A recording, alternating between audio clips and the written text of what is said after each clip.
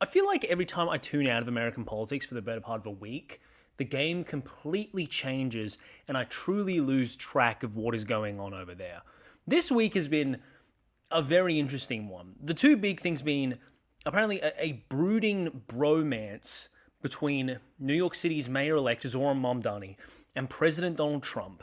And then the second being the resignation of one of the most right-wing members of Congress over Trump's handling, amongst many things, the Epstein files and broader affordability. And it's been an interesting week. So on to that first thing. New York City mayor-elect Zoran Mamdani and President Donald Trump had a meeting this week basically to discuss how the city and the federal government can work together to provide the best outcomes for New Yorkers. Trump himself, of course, being a New Yorker and having a vested interest personally in the city, but with a more negative interpretation, I think part of this was Trump seeing someone who's kind of taken over the national spotlight and wanting to make himself a part of it and organizing this very high stakes media frenzy, I don't know, like potential clash between the President of the United States and probably at this point, one of, if not the most famous socialist in the country. So for whatever reasons you want to believe, the meeting was set. And a lot of people viewed this as like a potential disaster about to happen, or rather a big media spectacle akin to what happened with Trump when he invited Zelensky to the White House and they had that very open public spat, or when something similar happened with Democratic leadership back in Trump's first term. So there was a lot of hype and expectation, particularly from the media who want to see a messy confrontation, that this would be a big fight in the Oval Office that they could milk for whatever clips they wanted. But the media did not get that dogfight. What we got instead was a remarkably refreshing and very surprising, peaceful, cordial meeting between the two, where I would go so far as to say it almost gave off the impression as if the two suddenly became lifelong friends. I highly recommend you go watch their press conference from the Oval Office. I'm going to put up some photos here to give you a sense of it, but it is really fascinating to see how much Trump was seemingly completely reset on his opinions of Mamdani from meeting him literally from just one day. It was one day that Mandani had to make an impression, and it's done a complete 180 on what Trump's perspective of him was, and has kind of sent ripples throughout, I guess, the entire Republican Party's strategy for the next year. In their press conference in the Oval Office, the point that really came across was the two of them really just focused in their private meeting on affordability and the messaging on that issue, which is something that Trump has really been struggling with when it comes to public perception of what his administration is doing, or rather, I guess, not doing. When it comes to issues like the economy, affordability, inflation, Trump's public approval rating is in the toilet. And part of that is because, well, we're going through a couple of years of globalized high inflation. Biden couldn't really find a solution to it. I mean, it's a global problem. It's not exactly something he could just flip a switch and fix. And now Trump, having won the election, is in the same position that Biden was, an issue where there's no quick fix, but the administration is going to get all of the blame. That being said, Trump has made the issue arguably worse, I would say, with all this tariff insanity, but that is for a whole different video. So at the end of the day, Trump is perceived broadly amongst the American public as having done nothing to ease the cost of living pressures that they've been dealing with for years, and if anything, arguably making that cost of living crisis even worse. So here's what I imagine happened. Trump, being an individual that has no real consistent ideology and who, it's been joked, has a tendency to just accept the political position of whoever the last person he spoke to is, went into this meeting with an understanding that affordability as an issue was killing him and looked like it was going to destroy the Republicans at next year's midterms, and already had at this year's off-year elections, which I did a video on, by the way. Trump went into this meeting with all that in his head, and he met Zoran Mamdani, who is one of the best communicators that the American political scene has seen since Obama, at least in my opinion. So I think Trump went into this meeting with this young, incredibly charismatic, genuine, well-spoken person whose core issue is affordability, and was genuinely impressed by what Mamdani was saying to him, specifically about that issue. And I think on top of that, Mamdani is a smart individual. He is very aware of the fact that he is going to be just a mayor, which in the United States is a powerful position within the city itself, and especially New York City, arguably the most powerful mayor in the country. But at the end of the day, he is just a local level official, and there is a lot of support that he's going to need either from the state or the federal government to implement some of the policies that he wants. And such federal funding has already been threatened by Trump before of being cut, back when Trump was like tearing down Mamdani as like this evil communist who was going to take over New York. But Mamdani, I think, probably played the meeting as peacefully and as diplomatically as he possibly could have to pitch an idea of like his administration being one that is going to rebuild and make Trump's home city better in the future. And it seems that Trump bought that wholesale. And I think you can understand why. If you are Trump and you have a personal connection with New York City and you are deeply sensitive over the issue of affordability, and then you have someone like Mamdani, who is one of the best spoken politicians in the country, who is incredibly charismatic, come to you and say, this is how I practically want to make the city that you are from better through like these actual policies that I want to put in place. You can't really blame Trump for looking at that and saying, you know what, these are actually very reasonable ideas, and aligning myself with this man to some extent might actually show the American public that I do want to fix things when it comes to affordability.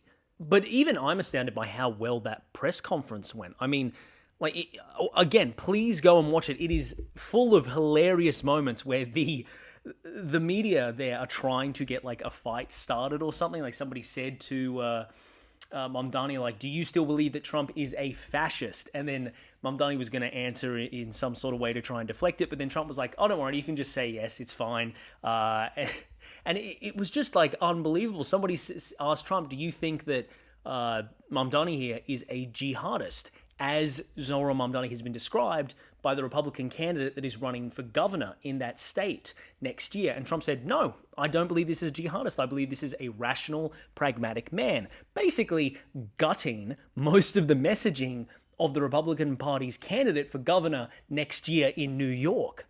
And on top of that, all of the positivity that came out of this, beyond just like New York politics, has some insane ramifications, because the Republicans have been saying for a couple of weeks now that like Mamdani is the face of the Democrats. He is a crazy socialist, and we're going to run him as like the face of the Democratic Party in every campaign ad in next year's elections. He is the face that we're going to attack. Only to have President Trump actually meet with him and say, you know what, this is one of the most reasonable, well-spoken, intelligent people I've ever spoken to, and I would go so far as to potentially endorse some of his policies when it comes to affordability. Trump basically blew up the idea of the Republican campaign for next year, which was going to be portraying the Democrats as socialists through an association with Mamdani. That is gone now. Okay, that is one half of it. On to the second story of the week, and that is the fact that conservative firebrand and previous Trump loyalist Marjorie Taylor Green has resigned from Congress, or rather she has announced that she will be resigning as soon as Congress reconvenes in the new year on January 5th. A little bit of backstory. Marjorie Taylor Green is kind of regarded as one of the most, or was regarded as one of the most right-wing voices in Congress. She was from a southern district in Georgia. She was one of Trump's strongest supporters, incredibly combative, and somebody that the left viewed as like the most insane fringe of the Republican Party.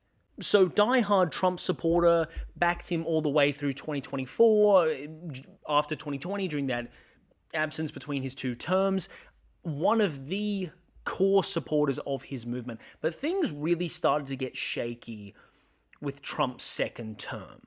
Probably the first really big thing that she broke with him on was Israel, and this idea that the United States was funding the actions of the Israeli military against the people of Gaza. Maybe it wasn't so much like a moral sympathy with the people of Gaza, but there was a constant line from Taylor Green when it came not only to actions in Gaza, but also attacks in Iran, that the United States should not be supporting Israel in these wars and that it wasn't America first. She even, I believe, brought a bill to Congress to cut all funding to Israel's Iron Dome defense system, which was resoundingly defeated. But it showed that Taylor had a particular gripe when it came to the degree to which the United States was giving almost like non-conditional, endless support to Israel in its conflicts in the Middle East. But where things really went south between Marjorie Taylor Green and the Trump administration was over the issue of the Epstein files and the Trump administration's refusal up until very recently to support the release of those documents. Marjorie Taylor Green was probably one of the loudest voices when it came to calling out the Trump administration for a lack of transparency when it came to Epstein. And she was constantly railing against Trump and the administration to get those documents out there. I believe she always used this like terminology of like, these are women who have been raped. We need to know who these men are. We need to get it all out in the open. This eventually hit a fever pitch where before he suddenly pivoted on the issue, calling for the release of the documents, that Trump branded Marjorie Taylor Green a traitor, calling her, I believe, Marjorie Traitor Green, just attacking her for her insistence that the Epstein files be released. And this was massive because the Epstein files is a massive fault line within the Republican Party, or at least it was before Trump suddenly pivoted, where the Trump administration was basically doing everything in its power to not release all the information it had about Epstein and a potential list of clients that existed and email correspondence from his estate, really being like coy about it, whereas you had the Republican base furiously demanding transparency. And then when it became a topic that Trump was potentially weak on, Democrats started piling on and it became a bipartisan issue against the Trump administration to get the Epstein list, as it is called, out into the open. But anyway, getting back to Marjorie Taylor Green, when she announced her resignation, she released a video and a long-form statement basically saying that the main contributing factor was the fact that Trump had attacked her so relentlessly and that she basically wasn't going to put up with that anymore. She attacked the idea of like a uni party in Washington, D.C. that is holding people back. But it seems that ultimately it's a personal issue where she's just not putting up with the President of the United States attacking her because, in her words, she's trying to seek justice for the victims of rape of the associates and of Jeffrey Epstein himself. And this all comes amongst a very interesting pivot from Taylor Green over recent weeks and I think months, actually. In the aftermath of Charlie Kirk being shot, interestingly, Marjorie Taylor Green basically said that she was part of the problem when it comes to the political rhetoric in the United States and how it got so bad and so toxic. And she toned down what she was saying a lot.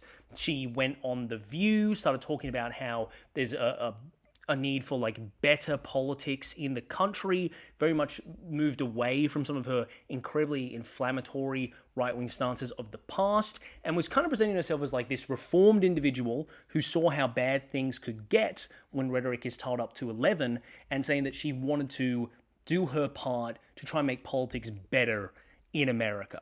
And at the end of that transformative process, she's apparently decided that Trump's slow-moving, seeming indifference to the Epstein files, if not, I'm sure as some people would interpret it, like active malice in an effort to like undermine them, Taylor Green has just decided that politics is too toxic, particularly under the Trump administration, and that she's not going to be a part of it anymore.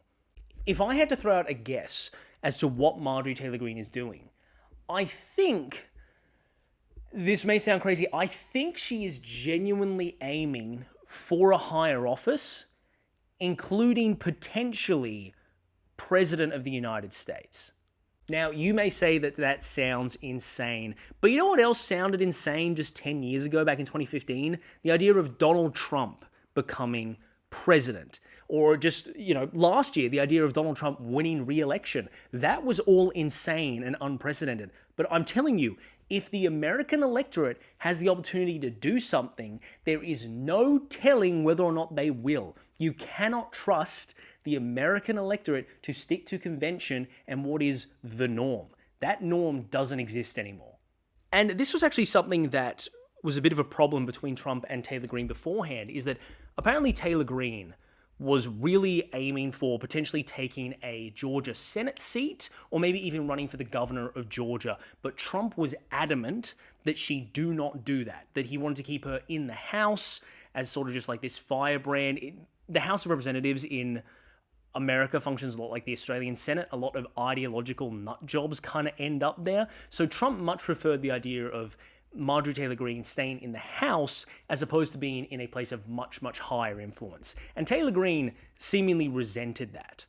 So we know that Trump has pushed against her running for higher office before, and I suspect that part of this breakaway and leaving the House of Representatives is the fact that she has a massive media profile, one with some degree of added legitimacy to it, of being an America First conservative. She has broken away from unconditional support of Israel. She has been an absolute firebrand and one of the loudest voices in Congress on getting the Epstein list released. And now she has this breakaway from Trump himself that I suspect she's going to use as this whole reputation, if not just like character that she's put together to try and aim for a higher office.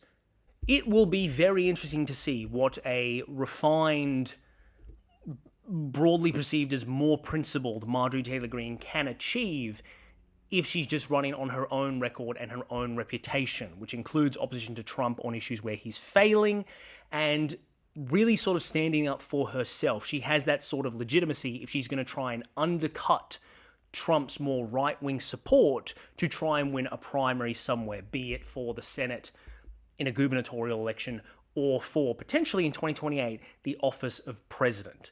Because let's be entirely honest, if Trump's faction is going to back somebody in 2028, it's probably not going to be a candidate like J.D. Vance or maybe Marco Rubio. A figure like Marjorie Taylor Green could potentially keep that true MAGA faction of the Republican Party together enough to maybe win a presidential nomination.